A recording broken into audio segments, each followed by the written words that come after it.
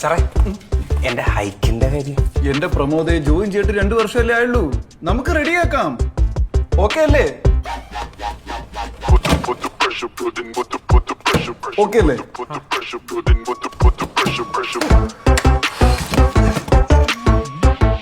Okay അല്ലേ? സാറേ ബാത്റൂമിൽ തെറ്റി വീണ് തല പൊട്ടി. ഒരു ലീവ് വരുമോ? ഇത് ഒട്ടിച്ചാ മതി. അപ്പൊ ഓക്കെ അല്ലേ?